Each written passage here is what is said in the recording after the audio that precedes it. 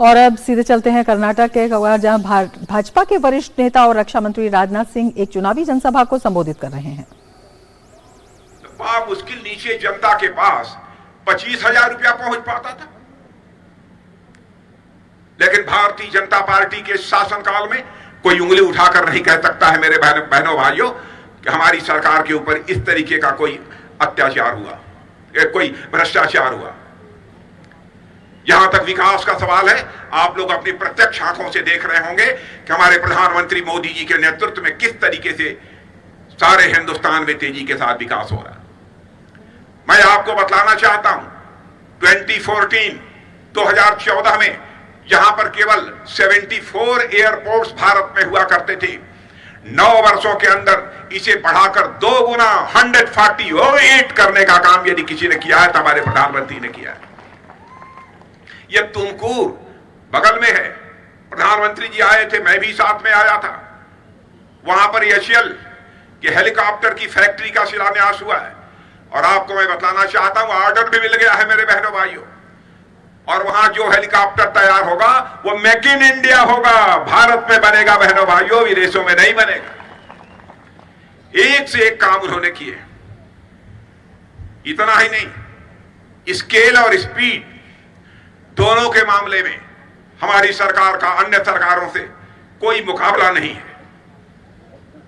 9 वर्ष के अंदर 3.5 लाख किलोमीटर रूरल रोड्स का निर्माण हुआ है।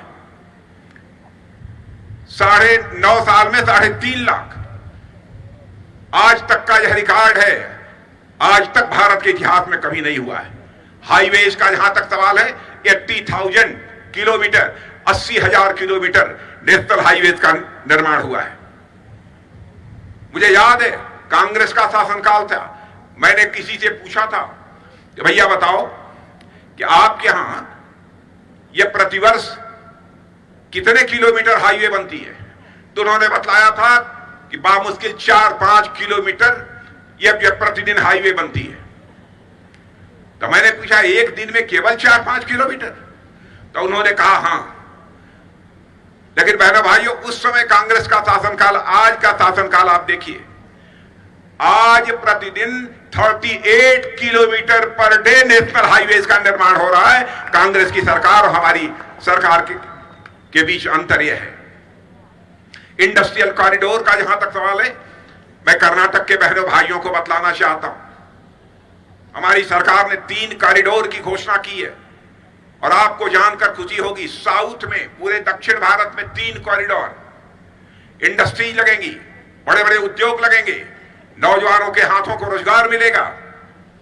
आर्थिक दृष्टि से यह हमारा क्षेत्र समृद्धशाली क्षेत्र बनेगा। 3 कॉरिडोर हैं और तीनों में एक पॉइंट यदि कहीं पर आता है पूरे साउथ में, दक्षिण भारत में, तो कर्नाटक आता है। यह है हमारे प्रधानमंत्री मोदी।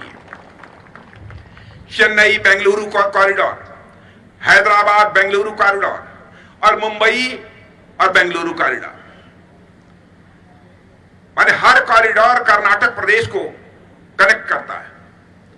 अब ऐसा नहीं है जिस जिले को कनेक्ट करता है उसी जिले को इसका लाभ मिलेगा, बल्कि मेरे बहनों भाइयों, अड़ोस पड़ोस के आसपास के जिलों को भी, पूरे प्रदेश के जिलों को उसका लाभ मिलेगा। नौजवानों के हाथों रोजगार का अवसर मिलेगा। गांव, गरीब और किसानों की खुशहाली के लिए सरकार ने क्या क्या कदम उठाए हैं, मैं उस विस्तार में नहीं जाना चाहता, क्योंकि हमारे इरन्ना कडाडी जी ने बहुत ही विस्तार में जाकर उसमें चर्चा कर दी है, उसकी बहुत मैं चर्चा नहीं करूंगा। लेकिन एक बात मैं कहना चाहता हूं, कोविड के संकट से आप सब भी जूझे होंगे। कोरोना का संकट था कि नहीं? यहां कोविड समझ रहे हैं कि नहीं? कोरोना का संकट आपने देखा होगा कि दिल्ली, मुंबई, कलकत्ता, बेंगलुरु से बहुत सारे हमारे मजदूर भाई, काम करने वाले लोग अपने काम को छोड़कर अपने घरों पे भाग रहे थे, अपने गांव के लिए भाग रहे थे। उनके हाथों के लिए काम मिल पाना यह बहुत ही कठिन हो गया था। उन कठिन परिस्थितियों ने भी अपनी संवेदनशीलता का परिचय देने का काम यदि किसी ने किया तो हमारे भारत माता के लाल हमारे प्रधानमंत्री नरेंद्र भाई मोदी ने किया था मेरे बहन। और तब से उन सब सारे परिवारों को जो मुफ्त राशन देने का फैसला किया दुनिया में कहीं नहीं मिलेगा। आज भी हमारे भारत में 80 करोड़ से अधिक लोगों को मुफ्त राशन मिल रहा है मेरे बहन भाई। कर्नाटक से सीधा प्रसारण आप देख रहे थे। इससे पहले कर्नाटक में चुनाव प्रचार के लिए आज उत्तर प्रदेश के मुख्यमंत्री योगी आदित्यनाथ ने मांड्या जिले में रोड शो किया और बीजेपी के लिए वोट मांगे। इस दौरान उन्होंने